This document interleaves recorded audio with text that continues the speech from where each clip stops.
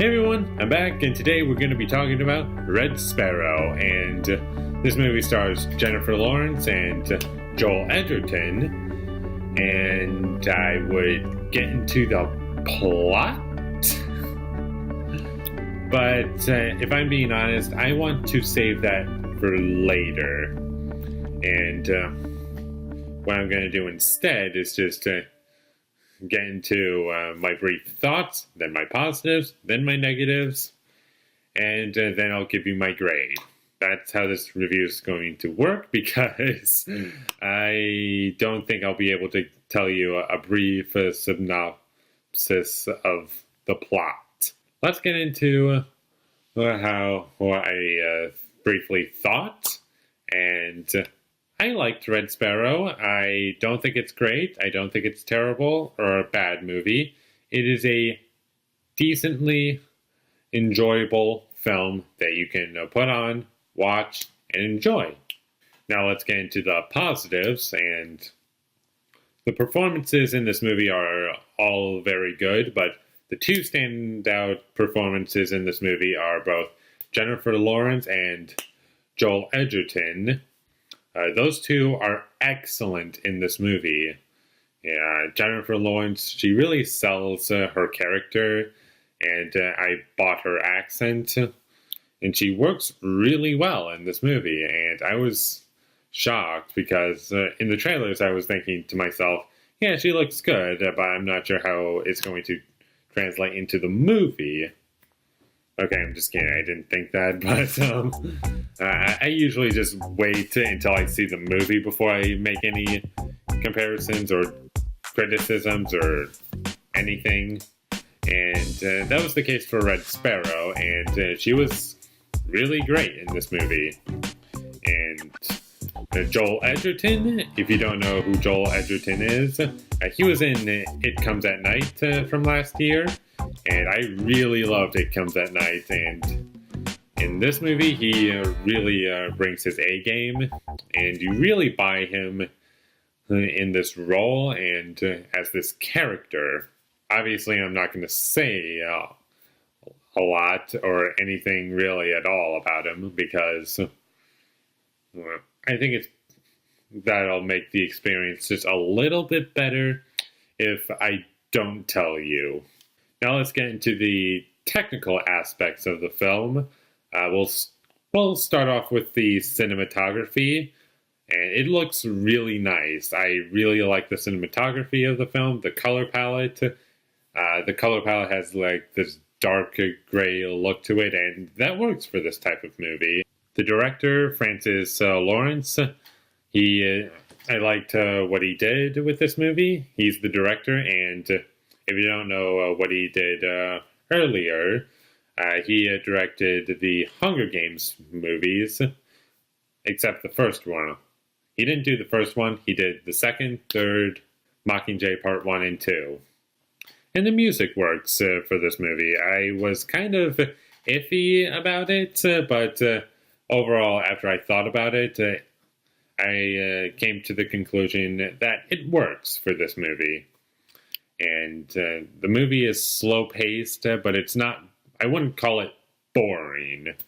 If you're thinking like something along the lines of Blade Runner 2049, if it's paced out like that, I think that's the best way to say it. It's paced out like Blade Runner 2049, except it's not really about the world, it's about the story and the characters, and therefore it makes the film feel faster than Blade Runner 2049. And also, this movie's shorter than Blade Runner 2049. There's another thing. Red Sparrow also, this movie, it's not afraid to stay in a rated R territory. It says it's rated R, and it stays rated R. It shows you some disturbing things, which I liked.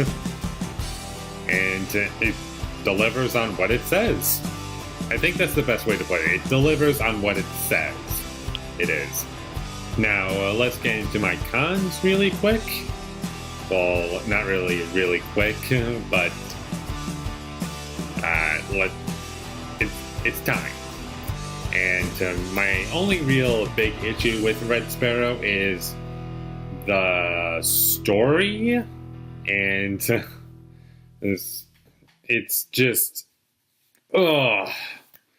This is the reason I didn't want to describe the plot to you guys, is because it's so many things are happening to the point where I don't even know how to describe the plot. Another problem I have is there are some scenes in this movie that could easily be cut out. Like, for instance, the opening scene of the movie, it didn't even need to be in the movie. We could just see what happened through subtlety. And fortunately, this movie is pretty subtle, which I liked from what I remember. But since it was so subtle, why couldn't we just cut out that opening scene and just let subtlety do the work, and we could just see what happened? I think that would have been so much better. Also, I think this movie would have been much more interesting if it was told in a different order. While I was watching the movie, I was thinking to myself, if we were just starting off in the second act, actually, I'm going to describe what's going on in my head so that you guys understand why I would think it would work better if it was told in a different order. And don't worry, I'm not going to spoil anything. But here's what's going on in my mind. So let's say the movie started, well, how the movie is structured out, we got the first act, the second act, and the third act.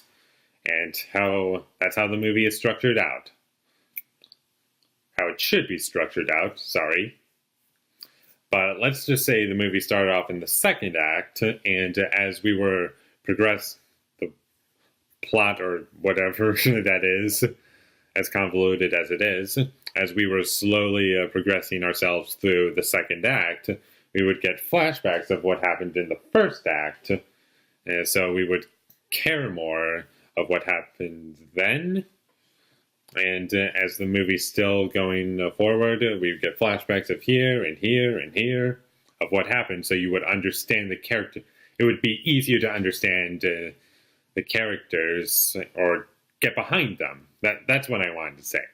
Get behind these characters, and you can really get yourself invested in the story. In the end, that's all my issues with Red Sparrow. And I discussed everything I wanted to talk about. And if you're willing to put up with a convoluted story, then I think you'll enjoy this movie. It's not awful, it's just has problems that it runs into with its story.